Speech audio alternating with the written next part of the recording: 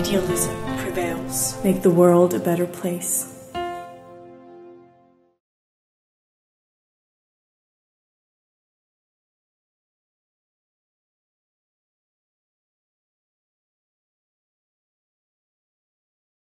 Hello and welcome, dear viewers. Today we are looking back at 2023, an eventful year which provides us with many topics to talk about.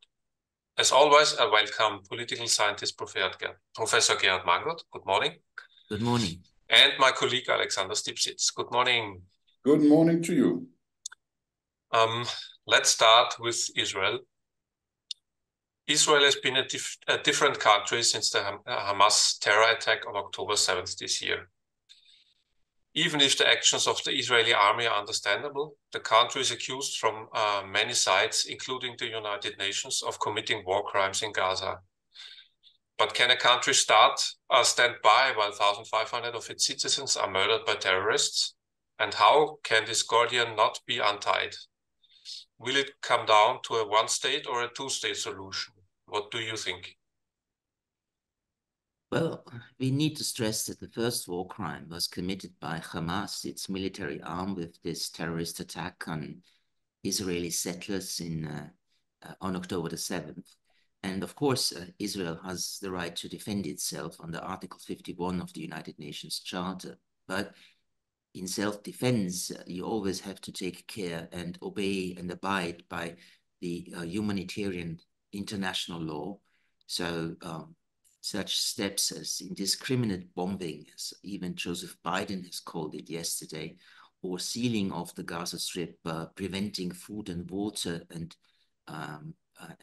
other stuff to get into the Gaza Strip, these are indeed war crimes. But as we have seen, sometimes war crimes are called war crimes, other times war crimes are not considered war crimes. It depends on the interests of the states involved. Well, the big question is the goal or the objective of the Israeli military operation achievable, namely to destroy Hamas?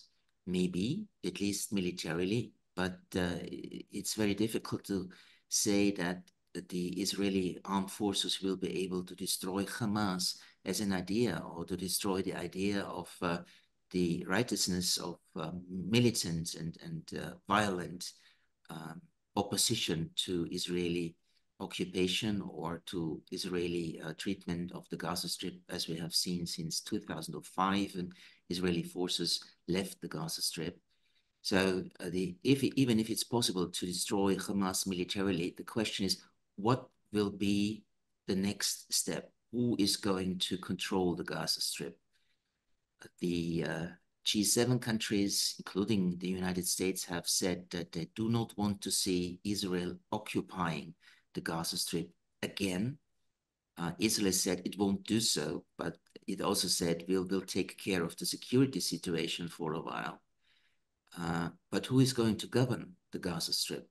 Well, if Hamas is destroyed, and other Islamist movements like the Palestinian Islamistic Jihad is being destroyed, then the question is, who will govern? And the question is, will Israeli civil servants or politicians govern the Gaza Strip? And this would be, as I see it, a terrible idea. So the alternative that it's being discussed is that the Palestinian Authority, which controls the West Bank, should take over the control over the Gaza Strip. But actually, as far as we have seen, they are not very keen to do so.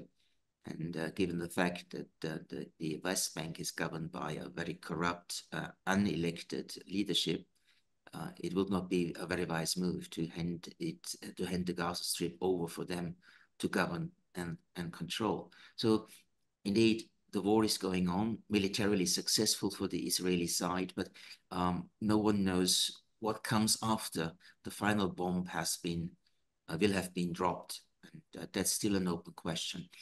I do think that one of the reasons why this situation escalated once more is the fact that the path to a two-state solution has not been open for a long period of time.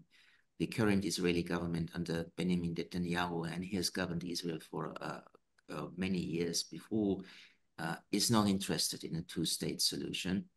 And the previous administration in the United States, the Trump administration, also wasn't interested in a two-state solution. So the path to such an outcome has been blocked for a very long time. And if you look now at how the public opinion in Israel has changed, we have to say that a great majority demands the resignation of Netanyahu after the war is over, but the most or the biggest beneficiary of the current situation is Benny Gantz, whose party is also not very open to a two-state solution.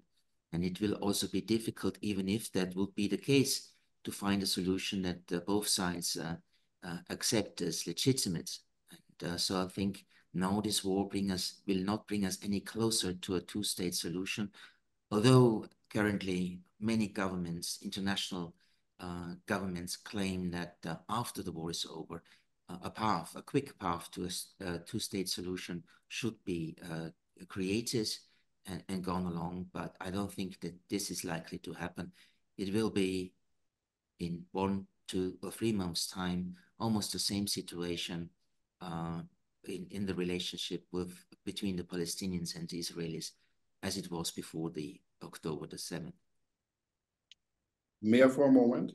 Having spent ample time in the region 2017 and in the early 2000s, I'm very surprised how the neighbors of Israel are currently reacting, respectively not reacting. And I think one ought to revisit, and not here, but generally, what was going on before this happened and where the peace process, especially the peace process between Saudi Arabia and several other neighbors of Israel was going, and what was going on within Israel's civil society at the time. I think this plays a huge role, and I will be very surprised to find out how much the Netanyahu government really knew about this impending attack. This whole thing is, of course, a dreadful mess, and it's so hard to have a non-emotional response depending on what side we are. I think it will again depend on where this peace process that happened before can be picked up on again. And let's see where this goes. It appears to me currently a little bit as if Saudi Arabia and others would be prepared to actually sacrifice the Palestinians as they have done before. So maybe the enemies of the Palestinians somehow in this situation are not as much the Israelis as the whole situation down there in the Middle East, which has to do with so much more. I'm also curious what might happen. We'll get back to that when, in case the 2024 election goes the Trump way. But I think that will have to do with a lot of issues that we will be discussing today. But again, to summarize this, I'm really curious how this whole thing happened, because I absolutely cannot believe that the security forces of Israel, the way the Mossad, the way I know it, and the CIA did not know this was about to happen in some way. That would be just unbelievable to me. And that is somehow the real scandal here. I have a feeling it was instrumentalized by the Netanyahu government. And if that turns out to be, well, what can you say? Well, we have reports that the Israeli military and civilian side had information about an incoming Hamas attack already a year before it actually happened. The problem obviously was that it was not taken seriously. The reports that we can read say that in the military and intelligence sector, various people thought that such an attack would be too big for Hamas to undertake, that it would fail to do so, and particularly the political side, the government obviously, was concerned with other issues like the huge ongoing demonstrations against Netanyahu's government's assault on the Supreme Court of Israel. So there seems to have been a lot of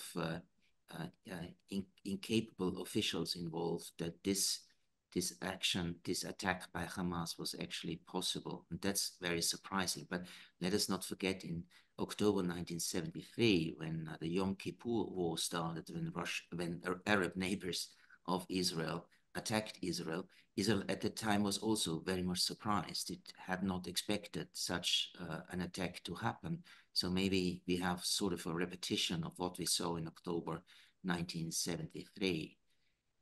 But obviously, had concerns raised by intelligence and military officers been taken seriously, this whole attack could have been prevented. Do you think there's a possibility that an international cooperation will take over Palestine, like from other Arabian countries, and govern it until there's a solution to be found? Well, that's also an option that is being discussed, but so far all the Arab governments have stated they have no interest in governing the Gaza Strip after the war, let alone to send their armed forces there to control the security situation. So they are not interested in doing so.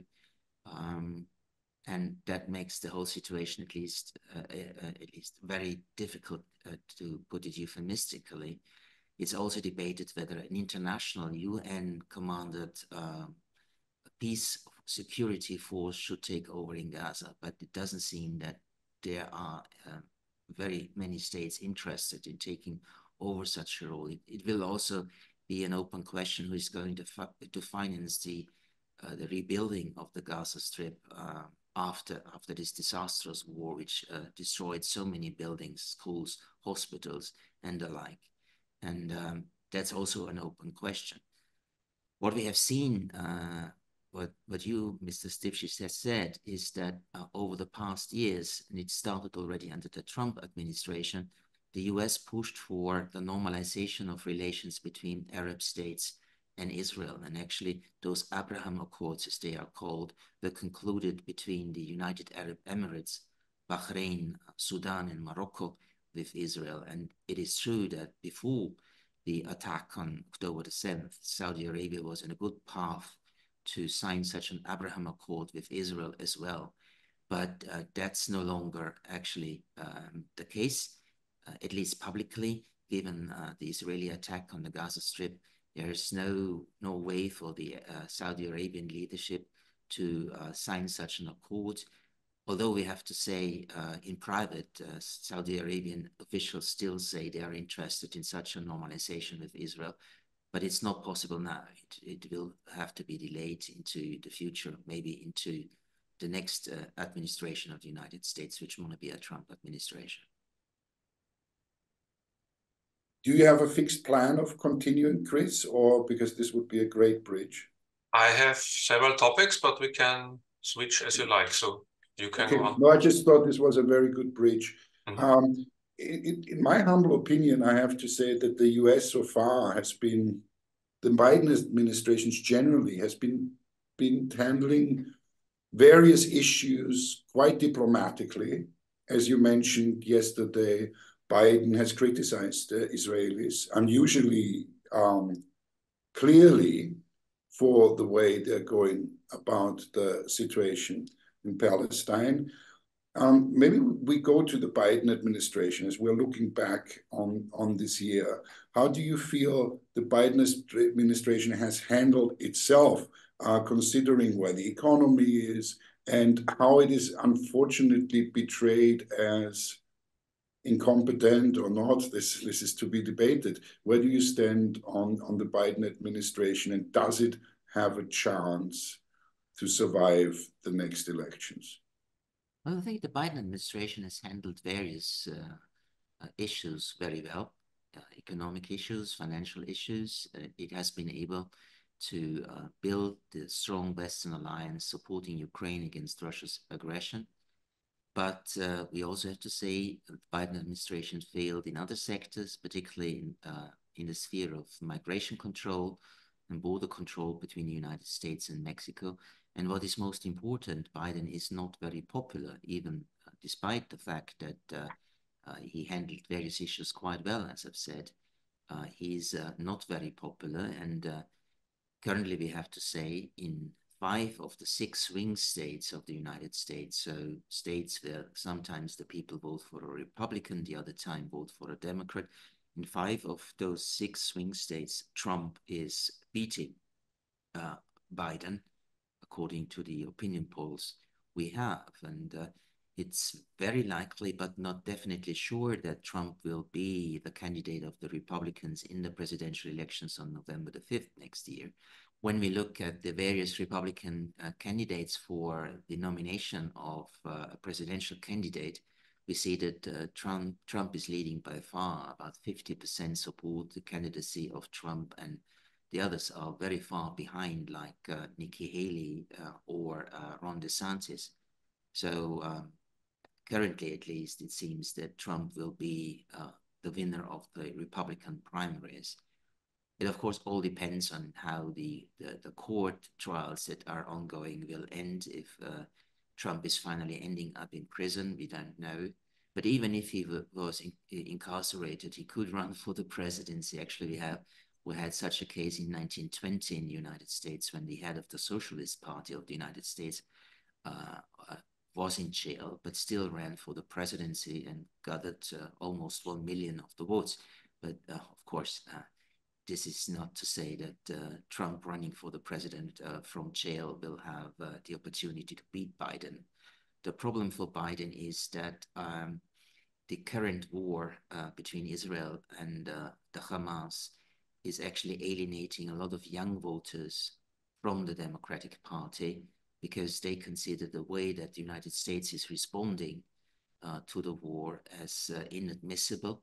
They think that Biden publicly criticizes Israel for various military actions, but at the end of the day, he keeps on supporting the Israeli war effort. We need to stress that a Security Council resolution last week, which demanded an immediate ceasefire, was boycotted, was vetoed by the United States, and so did not enter into force. Also in the General Assembly 2 days ago, when 153 member states of the United Nations demanded an immediate ceasefire, was objected by the United States. So Biden does criticize Israel publicly, but I think he does not do so because he wants Israel to change its course, but he does so because he needs to get a good message over to the young Democratic voters that he is not fully supporting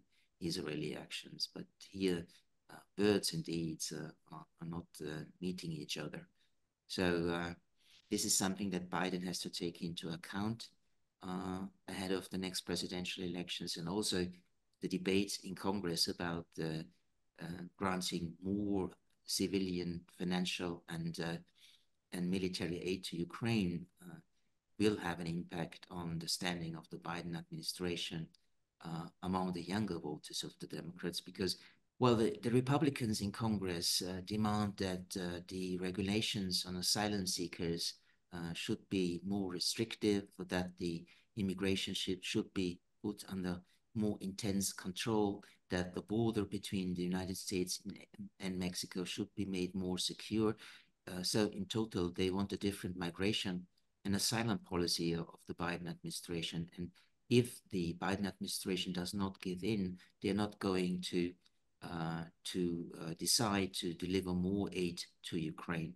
So given the fact that the United States and its Western allies are very much interested in continuing supplying Kiev with military hardware and financial support, there will be some sort of compromise. We only don't know when the compromise will be reached. But if Biden gives in and actually accepts further restrictions in migration and asylum, then these young Democratic voters I quoted before will also be very much disappointed with Biden. So on these two issues, actually, Biden is not in a very comfortable situation. Both the war in Gaza and eventual restrictions on migration will hurt him in the young Democratic voter base. So it will make it even more difficult to gain track the next year and, well, actually provide all the necessary steps to beat Trump if Trump is going to run in the presidential elections in November. Yeah, let's stay for one more question in the United States. How do you perceive the subsidy competition between the United States and Europe? While President Biden has launched an ecological economic program worth hundreds of billions of dollars to stimulate the economy, some governments in Europe are seeing their plans to transform the economy towards more sustainability disrupted by a lacking of funding, like we've just seen in Germany. Where do you see Europe in this? Well, actually, with this Inflation Reduction Act, as it is called, the United States mobilized more than $700 billion in actually making the US economy much more competitive. The EU countries obviously lack the funds, or at least they say they lack the funds to do the same, but they needed to do the same because what we have seen is that the EU becomes less competitive, that various branches of industries are relocating their production sites to the United States. We also see that the energy prices in the European Union are much higher than in the United States, which also means that European producers are less competitive on the world market. But the question is, how will the European Commission and then the European Council handle all this? What we can see is that it was the head of the European Council, Charles Michel, who in the recent days rejected a proposal by the European Commission to increase the EU's budget by about 99 billion euros.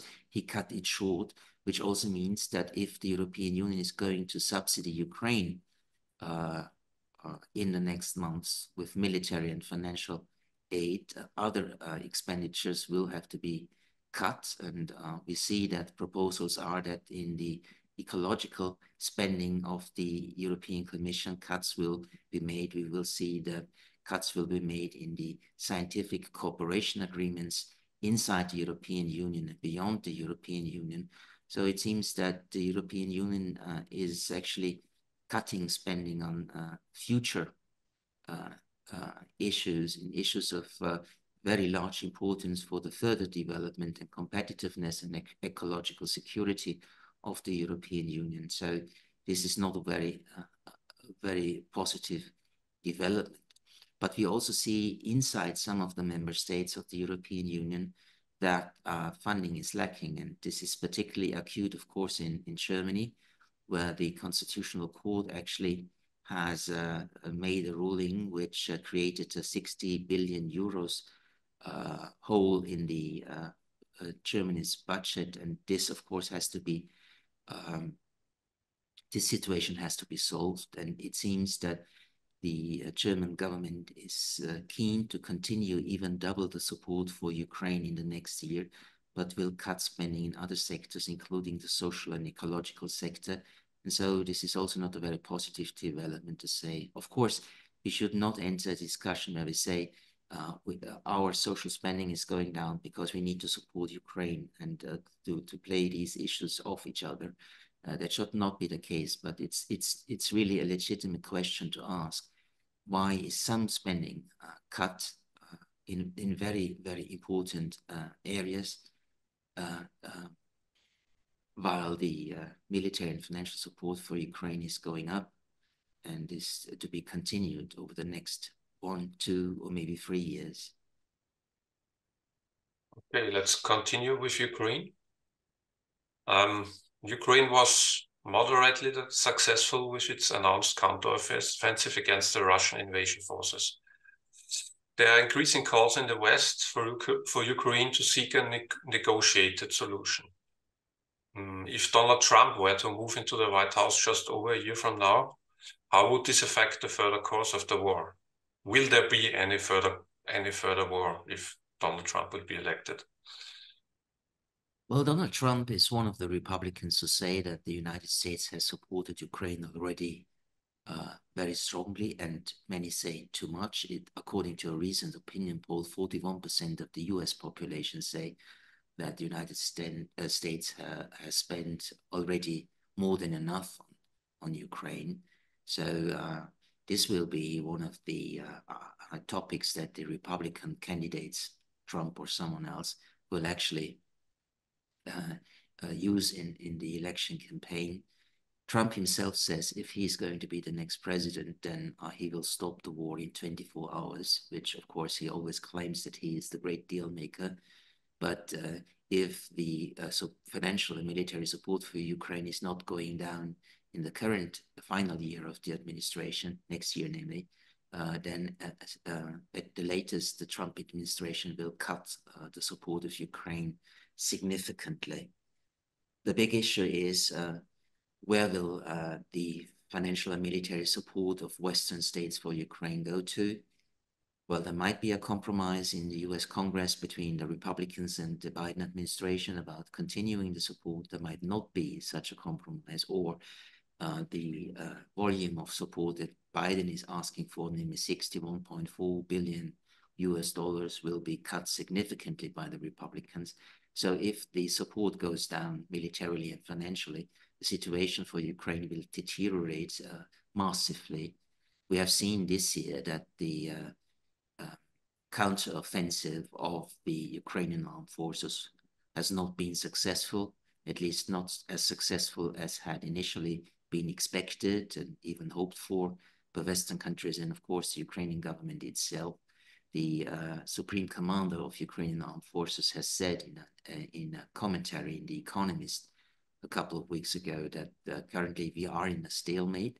The front line is not moving significantly. And he said without a real high quality improvement of Western support, Ukraine will not be able to overcome this stalemate militarily. He was even immediately criticized by President Zelensky, and we have seen various signs of growing tensions between the civilian and military leadership in Ukraine over the past 6 to 9 months. So the big question will be if the offensive actually has to be declared as to have failed, and if there will not be significantly more military support for Ukraine in the next year to get away with the stalemate, then the pressure on Ukraine might be stronger to find sort of a negotiated solution. Of course, the official claim by the West has always been it's the Ukrainian government to decide the war goals, and it's Ukraine to decide when and if it enters negotiations with the Russian side. But this is just the public opinion or the public statements made by Western countries. The failure of this year's offensive and the expectation that an offensive next year will not bring significant changes at the front line has increased pressure from some Western governments to find sort of a negotiated solution, to at least sign a ceasefire agreement with the Russians and freeze the conflict, which the Ukrainian government actually is rejecting outright, and is saying it will not actually accept and abide by Western pressure to negotiate with the Russians. And we indeed have to say, if the conflict will be frozen, then this would be sort of a victory for the Russian side, because if there's a ceasefire, then the Russians can consolidate their control over the occupied Ukrainian regions in the south and in the east. The Russian armed forces can be regrouped. They can be strengthened both with military hardware and personnel. And this would mean, that is the argument of the Ukrainian government, that in 2, 3, or 4 years, a refreshed Russian army might start to attack additional Ukrainian regions. Well, that is a valid argument. So what I think is, if we are going down the path of finding a ceasefire between the two warring parties, at the same time, Ukraine should be strengthened militarily to such a great extent that it will be a deterrent factor for any further Russian aggression against Ukraine in the future. So it needs to be guaranteed that after a ceasefire, Ukraine must be strengthened to the extent to be able to deter any future Russian attack. Okay, thank you. That's a very good analysis, I believe.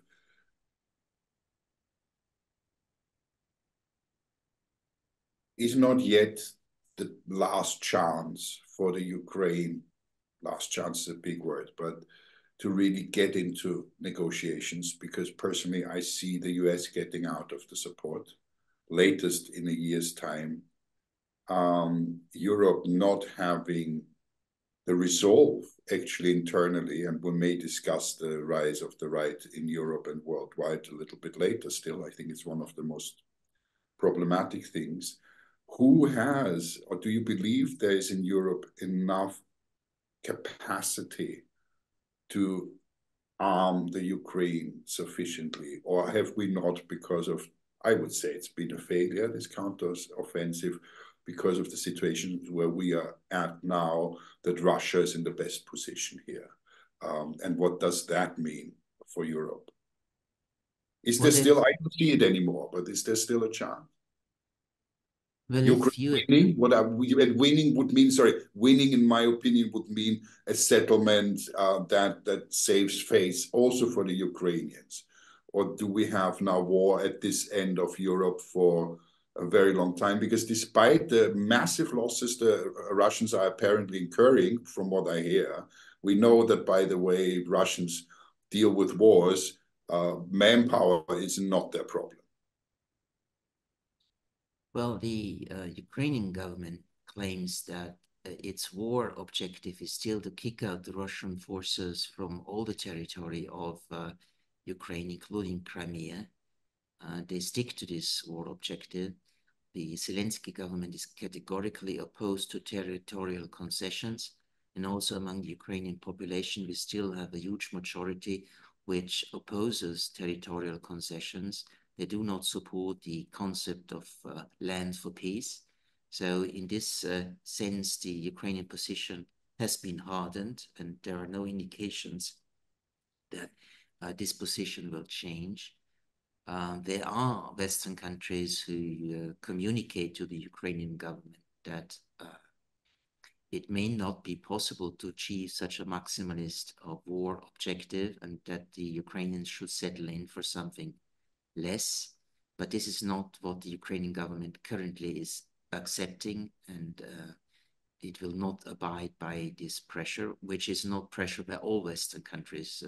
This is definitely not the case. Think about the Eastern Europeans or the Brits who continue to support Ukraine in this maximalist war objective. So this is not going to change anytime soon. And what we also have to say, the Russian side currently is not interested in negotiations about a ceasefire, because they have seen that the Ukrainian army has failed to change the front line. They see that the Russians are in advance in various areas in the region of Donetsk, in the region of Luhansk, and even on the territory of the region of Kharkiv. So the Russians are actually in better shape in this war at the moment than the Ukrainian armed forces. And what is most important, it seems that the Russian government is waiting for the outcome of the presidential elections in the United States. If Donald Trump is going to be the winner of those elections, if he indeed will change the policy of the United States vis-a-vis Ukraine, Russia expects to make even further territorial gains against a weakened Ukrainian army. So the Russians are waiting for November next year, and so they are not interested in negotiating with the Ukrainians at the very moment. So we have a situation where both warring parties don't want to negotiate at the moment and still think that they can settle the conflict on the battlefield. Both sides still believe so. I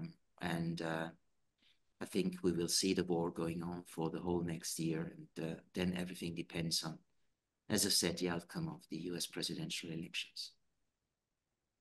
As you, Alexander, already have mentioned, not only in Europe, but almost worldwide, we are experiencing a strengthening of right-wing forces.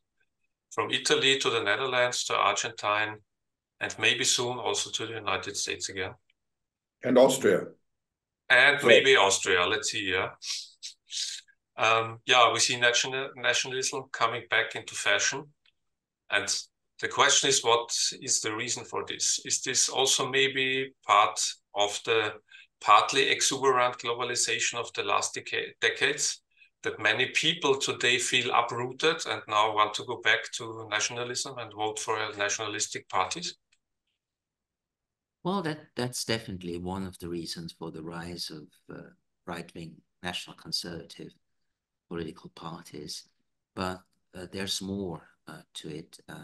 It is, of course, also the dire economic situation in various European countries. Then, of course, maybe above all is the migration issue, a question of, or the issue of migration to Europe, particularly Muslim migration to Europe, has become one of the most crucial issues in the domestic politics of various European countries. That's been the case, of course, in Hungary, in Slovakia, now in the Netherlands, and it will also be a prominent issue in the US election campaign next year. So how to handle migration and how to integrate migrants, particularly Muslim migrants, into the host societies. This is a very crucial issue of political debate, and here the right-wing forces have different proposals. They have appealing proposals for a rising minority of the voters, and this is how we get to those election results that you have mentioned before. And what we also see is that various governments in Europe are actually failing in very crucial sectors of political decision-making, and that, of course, supports the demand for change in politics in many European countries. I think change is one of the crucial words that characterizes the political scene in Europe. People want something to change because they're not convinced that the incumbent governments are capable to solve the problems. May I point also, I think you're absolutely correct, but I think we need to also look at what is so horribly poetically called the woke debate. I think there is a strong global societal backlash against the liberal achievements that have been made since the 60s. And for me, that is actually the deeper underlying problem. And that mixed with a diffuse fear of the future in general, and in that place, of course, the climate debate, which ought not really be a debate anymore, the anti-science situation, all the things that happened throughout and beyond COVID. For me, what frightens me more, because when I talk to people, that seems to be their emotional justification for supporting what some in the middle would have never done before, supporting clearly right-wing policies.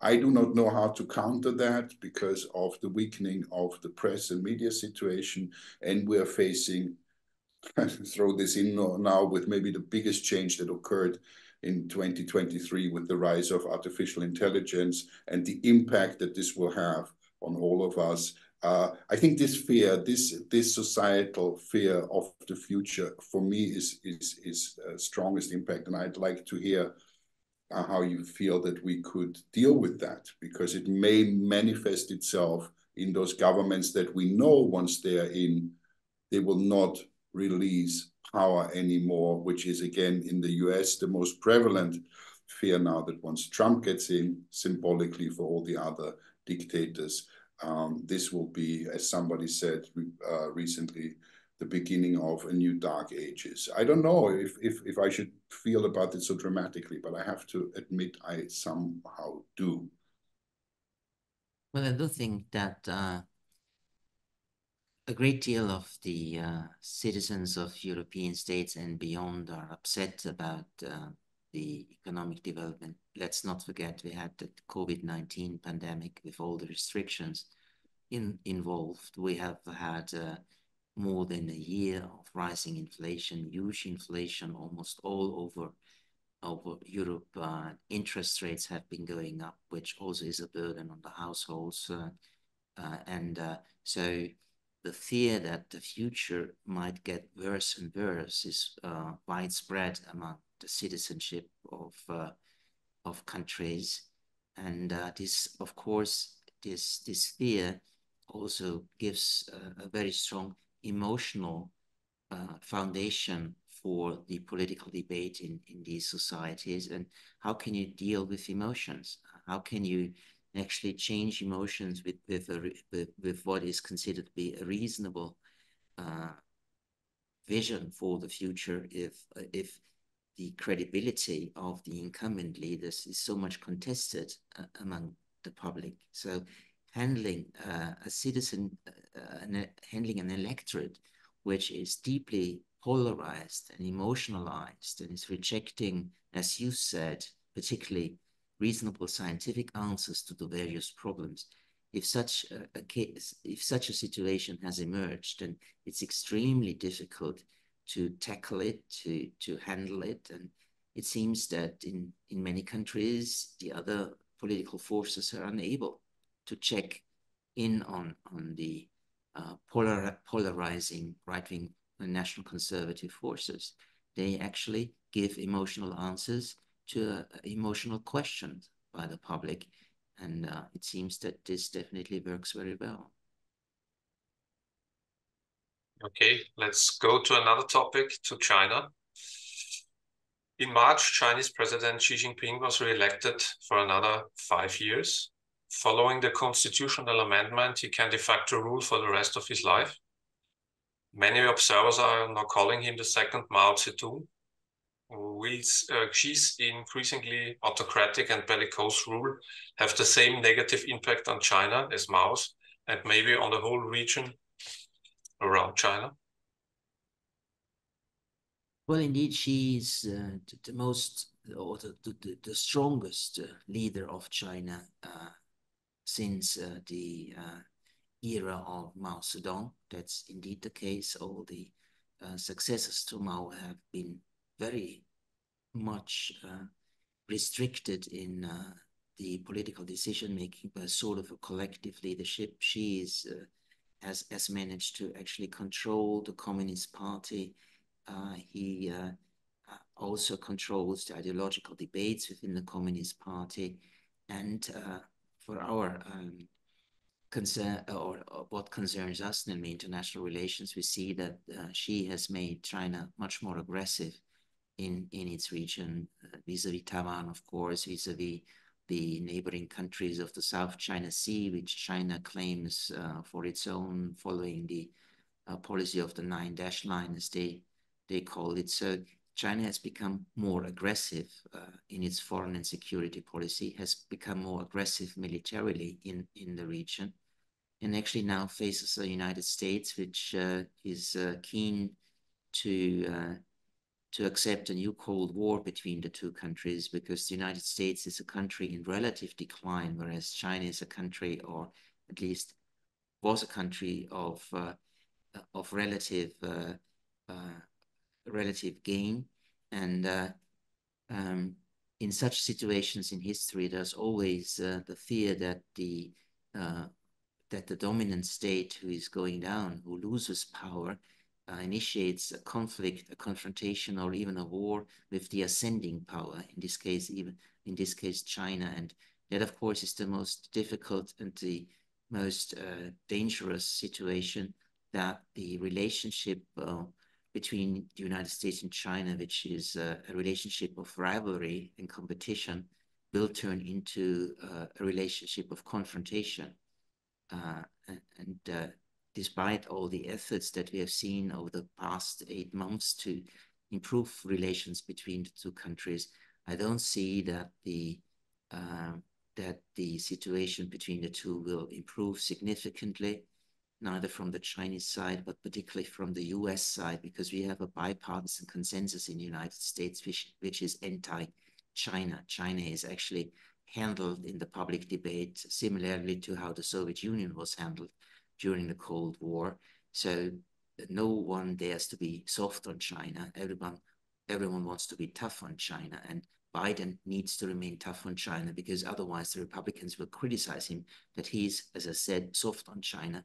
So as far as the bilateral relationship is concerned, I'm not very optimistic. We will continue to see efforts to handle a growing confrontation, but I think we will head into more confrontation in the next years to come. I would definitely agree with that. But don't you think, or don't you think, it's just a phrase, but how do you feel about those who say China is not, we shouldn't worry so much about China, because China has had a tendency over the last 800 years to, whenever it rose to a certain point, to also implode in a way. There's an enormous demographic problem coming, which is really crazy. The more I study it statistically, how quickly societies actually collapse once the babies are gone. This is fascinating, actually.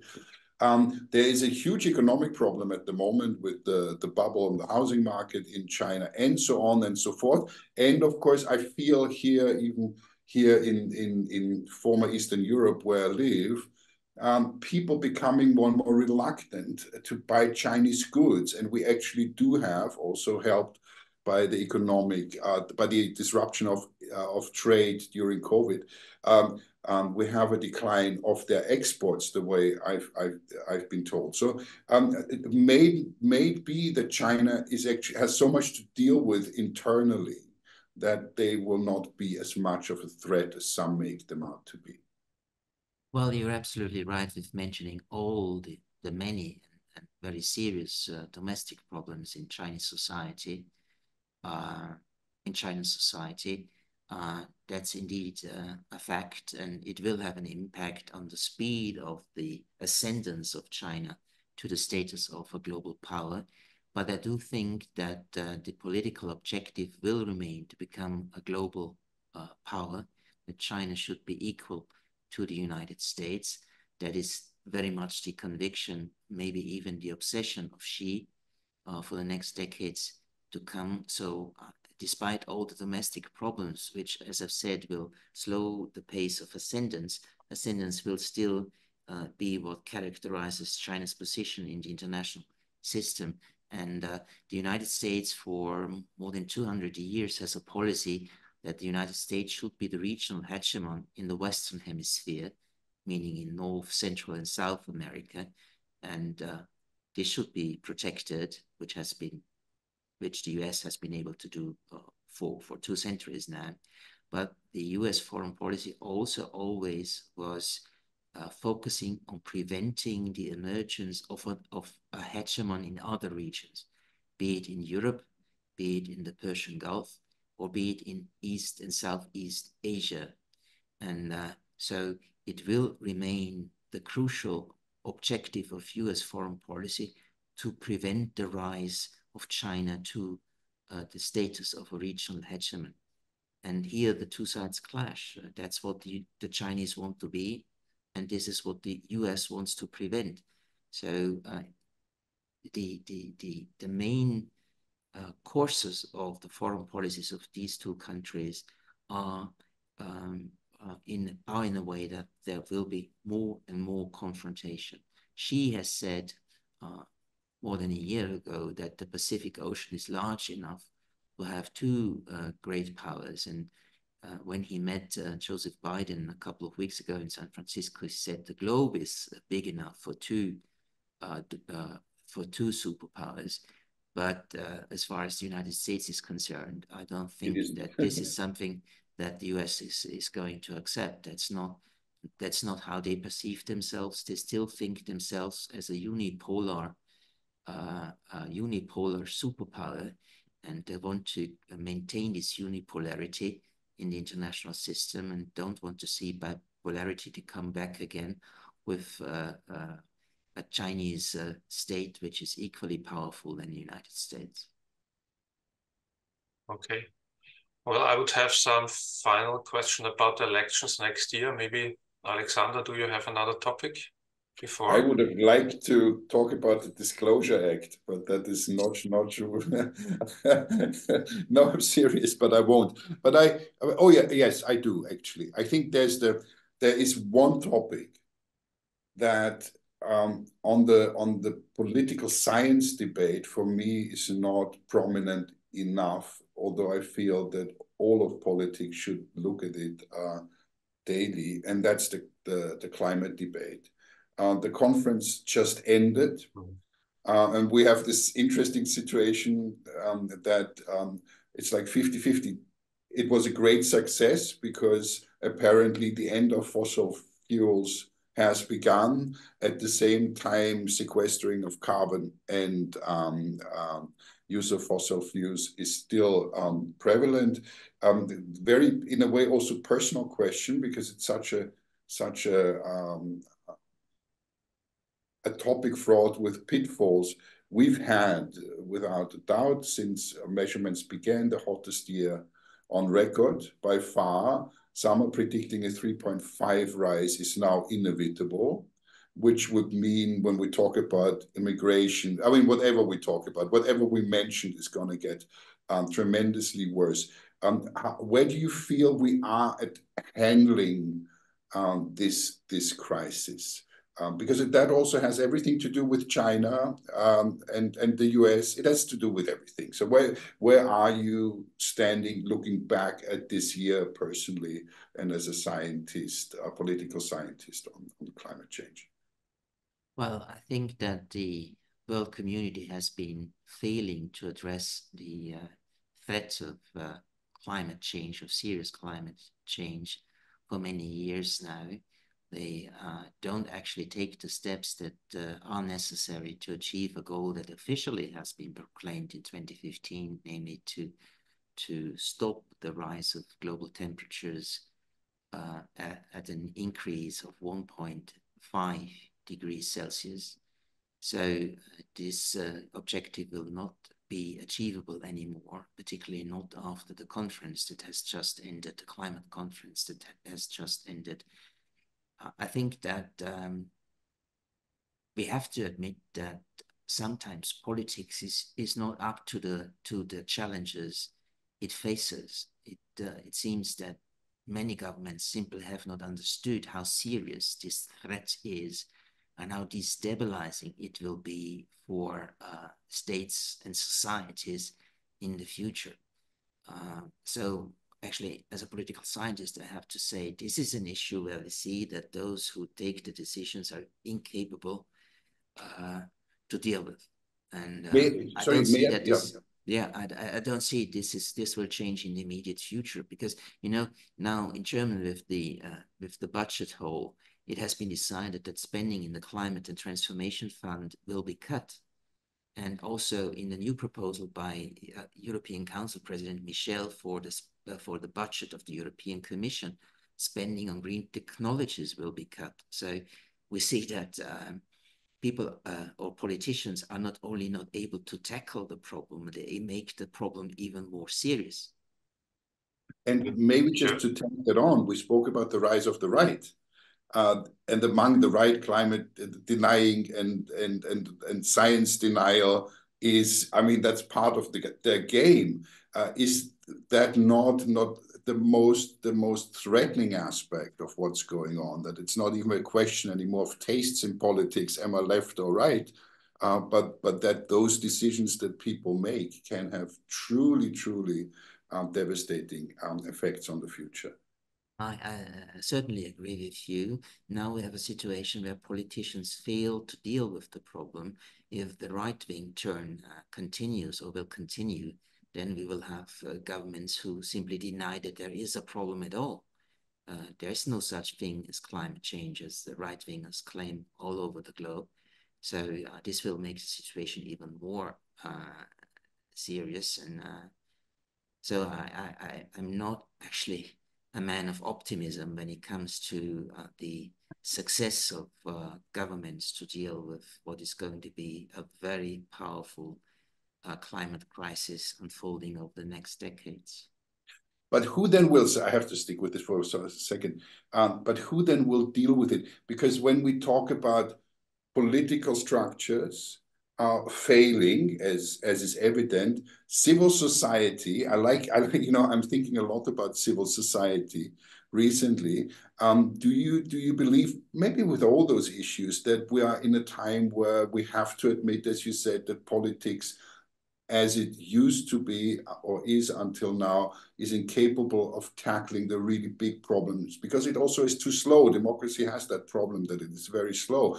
Do you see indications, you have a huge university background, that there is something coming, a groundswell of a reasonable civil society globally that might be able to deal with those problems? Because otherwise I don't see an alternative.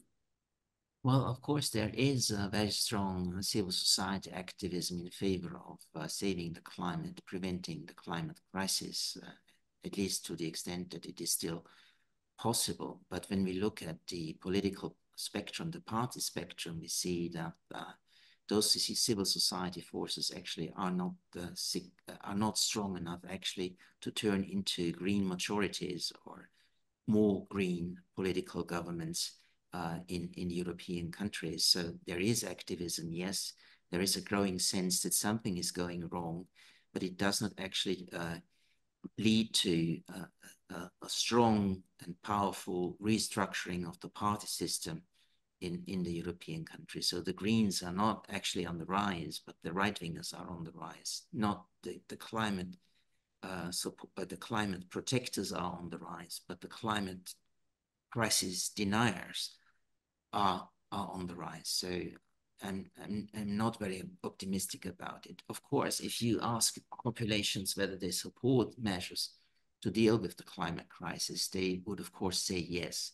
But once governments decide that each individual has to cut his or has to change his lifestyle in order to bring about changes to the ecological catastrophe, then people are much more reluctant to do so. So in general, there is, I think there is a majority in most Western states that there is a climate crisis. We need to deal with it. But once it comes down to the bottom, when people need to change their lifestyle, the support for climate protection policies diminishes quickly.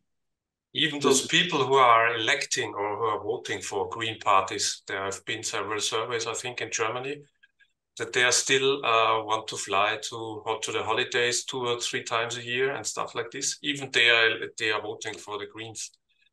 Even they have problems changing.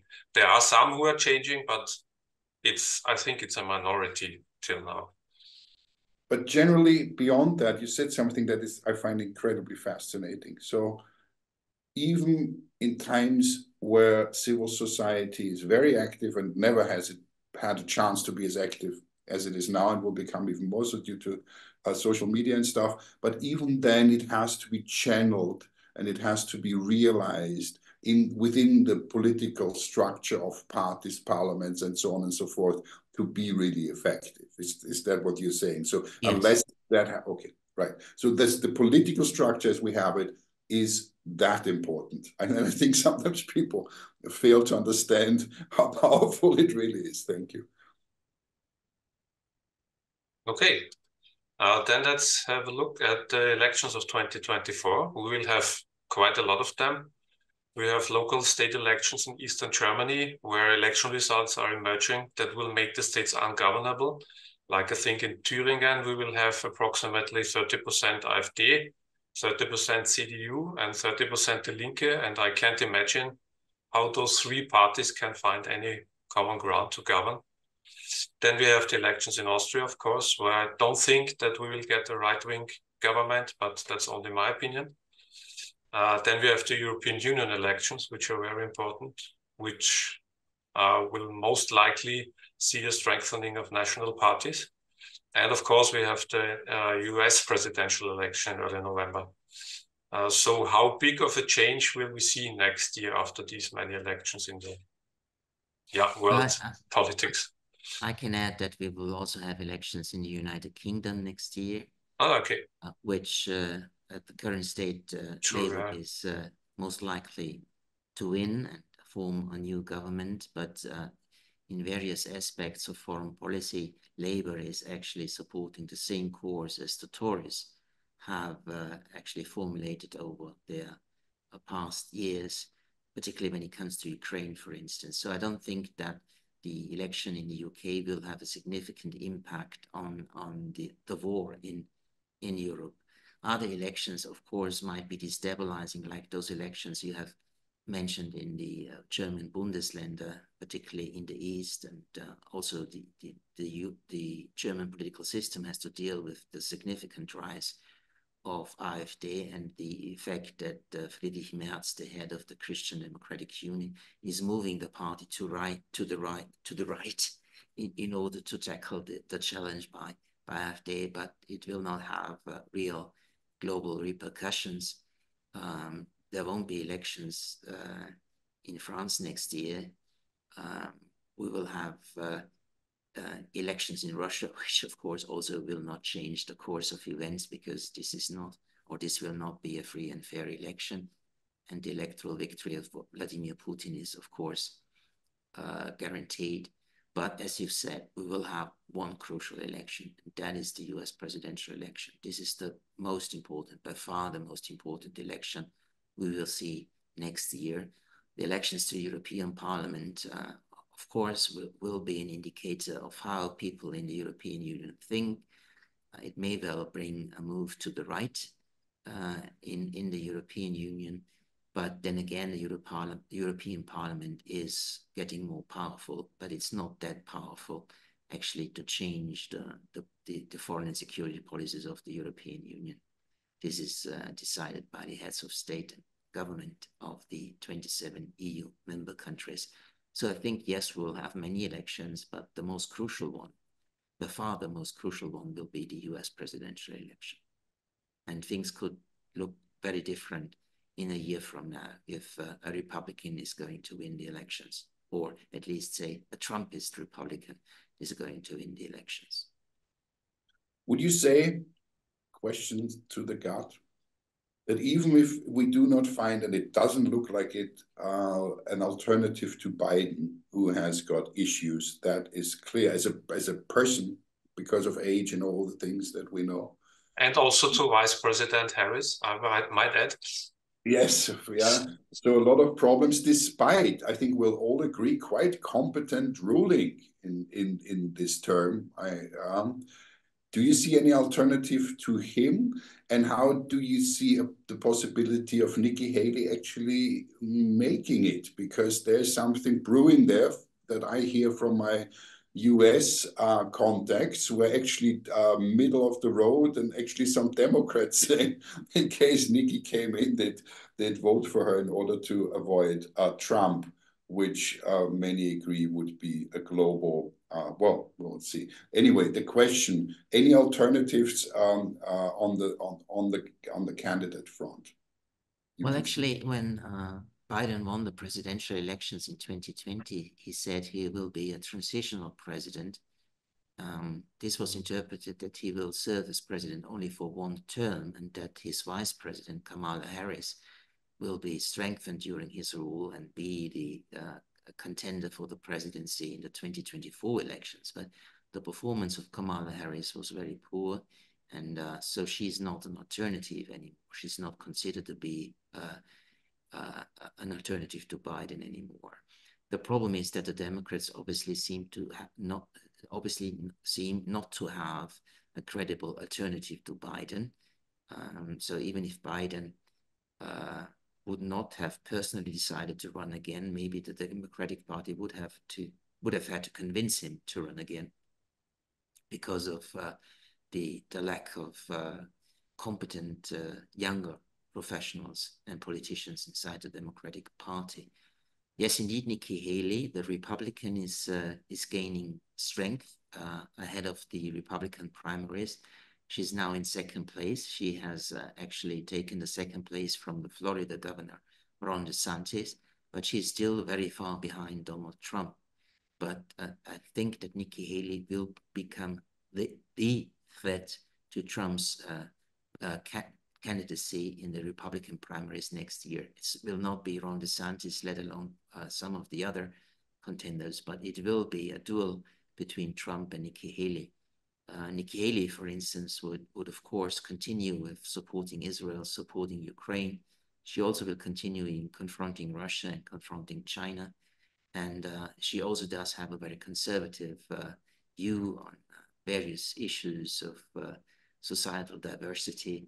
So, well, maybe she might not be as worse as Trump, but I don't think that Nikki Haley as US president will be a development we should be very happy about.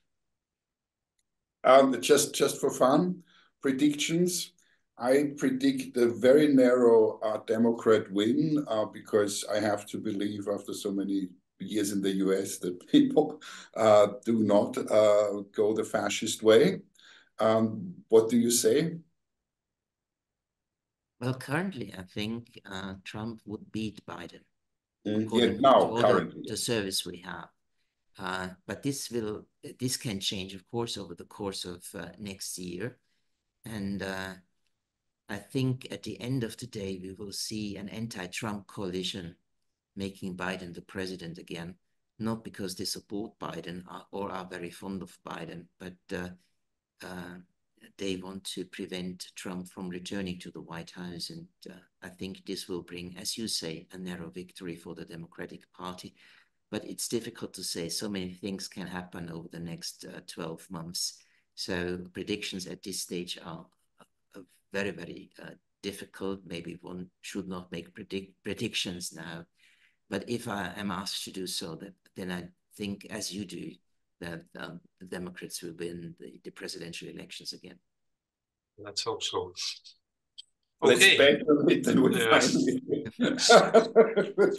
I think we know some people who could facilitate that. Thank you so much. So good to see you. And take good care over the holidays. And we may just gather again to discuss all of this, which always helps me to think about it more clearly. Thank you. Definitely next year, yeah, we will see each other again, yeah. Thank you for doing the conversation with me. I appreciate that. And of course, have a happy Christmas or happy holidays. And I'm happy to see you again next year. Maybe be well. Till the end of January or some date. Nashledanou. Ciao, ciao. Ciao, ciao. Goodbye. Bye-bye. Idealism prevails. Make the world a better place.